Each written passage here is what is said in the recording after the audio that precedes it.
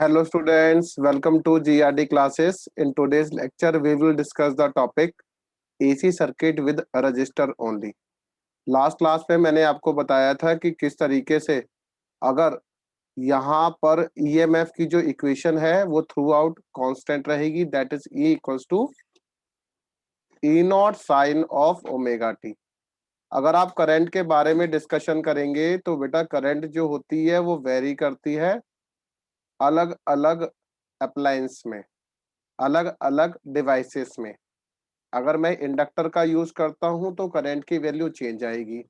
अगर मैं एक कैपेसिटर को यूज करके अगर एसी सर्किट के साथ अगर मैं कैपेसिटर कनेक्ट करता हूं तो मेरे पास करंट की वैल्यू में चेंज आएगा।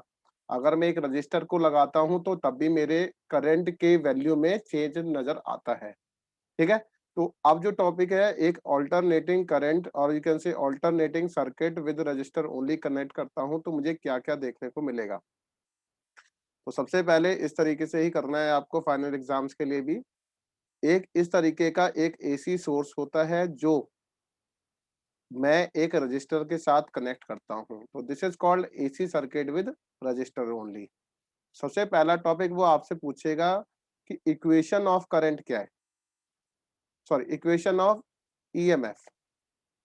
इक्वेशन ऑफ ईएमएफ जो होगा सबसे पहले याद रखिएगा, ईएमएफ की जो वैल्यू रहेगी थ्रू आउट चैप्टर 7 में E equals to E naught sine of omega T की बराबर रहेगा। ठीक है, अगर मैं इसको इक्वेशन नंबर 1 पुट कर देता हूं तो सेकंड पार्ट में वो हमसे पूछता है कि बेटा इक्वेशन ऑफ करंट भी बता दीजिए। तो इक्वेशन ऑफ करंट जो होगा, करंट की इक्वेशन कैसे बनेगी, कहता है कि जब ऑल्टरनेटिंग करंट इस तरीके से फ्लो करता है रजिस्टर में तो इक्वेशन 1 को डिवाइडेड बाय आर कर दीजिए। कहता है dividing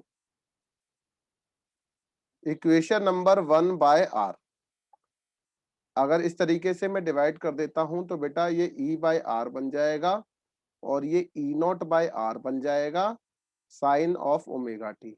as you know that E by R जो होता है वो आई होता है, क्योंकि वी अपॉन आर जो है वो आई होता है। तो दिस इम्प्लाइज हमने क्या कर दिया इस चैप्टर के लिए, ई बाय आर कर दिया विच इज इक्वल्स टू आई। अच्छा, तो ई अपॉन आर जो है वो आई है, तो ई नॉट बाय आर क्या बन जाएगा, that is I not sine of omega T. अगर ये इक्वेशन आपको क्लियर होती है तो हमसे वो क्या पूछना चाहता है, इक्वेशन ऑफ करंट जो हमने निकाल दिया कितनी है, I equals to I not sine omega T. तो हेयर हमें यहाँ पर एक लाइन लिखनी पड़ेगी कि इक्वेशन ऑफ करंट और इक्वेशन ऑफ ईएमएफ जो है दोनों में साइन ओमेगा टी सेम आ रहा है, तो दैट मीन्स दोनों का फेज सेम है। तो हम लिखेंगे here current and EMF are in same phase. क्या है, कैसे हैं बेटा, सेम फेज में है ये। ओके, अच्छा अगर ये सेम फेज में है तो दैट इज इनका साइन ओमेगा टी वाला पार्ट जो है वो सेम है। ओमेगा टी जो है यहाँ पर जो है ये थीटा एंगल को बताता है और यही आपका ये फेज डिफरेंस बन जाएगा। अब इसके आगे बताऊंगा मैं आपको। नेक्स्ट पार्ट वो हमसे पूछेगा बेटा कि अगर both EMF and current are in same phase है तो हमें यहाँ पर बताना है एक इसका वेव डायग्राम और इसका फेजर डायग्राम। तो थर्ड टॉपिक वो आपसे डिस्कस करेगा बेटा अगर AC circuit with register only है तो इसका सबसे पहले फेजर डायग्राम बना दो। तो फेजर डायग्राम भी बनाना सीख लेते हैं हम। तो यहां से मैंने एक इस तरीके से एक्स वाई जेड एक्सिस बना दी। ठीक है, तो अगर मैंने इस तरीके से बना दिया, चलो इसको ना बना के मैं जस्ट एक्स वाई एक्सिस ही प्लॉट करता हूँ आपके लिए। तो ये इस तरीके से, ठीक है, अब ये ऐसे बन गया। ओके, अच्छा, तो अगर ये इस तरीके से बनता है तो अब वो हमसे बोलेगा कि ये वाली जो एक्सिस है वाई एक्सिस वो ईएमएफ को शो कर रही है और फर्स्ट क्वाड्रेंट में जो इक्वेशन ऑफ ईएमएफ है वो ओमेगा टी एंगल बना रहा है। ठीक है, तो ये वाली जो लाइन है ये है ईएमएफ ई के लिए। अब जो करंट की वैल्यू है वो भी ओमेगा टी बना रही है, दोनों सेम फेज में है, तो उसको थोड़ा सा नीचे दिखा देते हैं। इस तरीके से मैंने इसको करंट आई बोला है, जो अपनी मैक्सिमम वैल्यू आई नॉट दिखाएगा, और ईएमएफ के लिए मैं यहाँ पर ई नॉट पुट कर दूंगा। तो this is the phasor diagram. Okay, fourth part वो हमसे पूछेगा यहाँ पर वेव डायग्राम भी बना दीजिए। तो वेव डायग्राम भी बना लेते हैं। तो वेव डायग्राम बनाने के लिए आपको कुछ नहीं करना, जस्ट वेव बनाने आनी चाहिए आपको।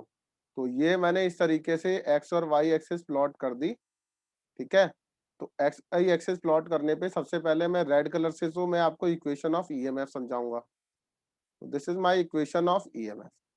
ओके, अगर इक्वेशन ऑफ ईएमएफ ये है तो ये जीरो से स्टार्ट हुई है, तो यहाँ पर जो मैक्सिमम वैल्यू है इसकी ये ई नॉट है। ओके, अब ये रेड वाली लाइन जो है, रेड वाली जो है वो वेव इक्वेशन ऑफ ईएमएफ बताती है, that is E equals to E naught sine of omega T. अब मैंने यहाँ पर एक ब्लू कलर से लाइन ड्रॉ कर रहा हूं, तो ये इक्वेशन ऑफ करंट बताएगी।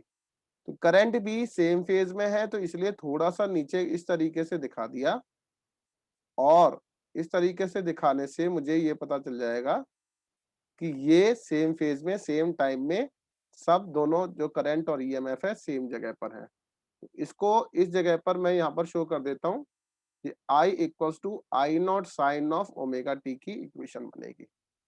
इस तरीके से मैंने क्या करा, इक्वेशन ऑफ करंट और इक्वेशन ऑफ ईएमएफ का पता लगाया, फिर फेजर डायग्राम बनाया। तो फेजर डायग्राम के लिए भी आपको एक बात याद रखनी है कि जो ओमेगा टी है, E equals to E naught sine omega T, जो हमारा ईएमएफ है वो ऑलवेज फर्स्ट क्वाड्रेंट में बनेगा। इतनी बात अगर आप याद रख लेते हैं तो बाकी की चीजें समझना हमारे लिए आसान हो जाती हैं, क्योंकि उसका एंगल हम कितना बनाएंगे पूरे चैप्टर के लिए, omega T.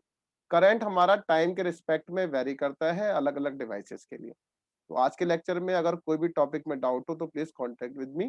Thank you very much.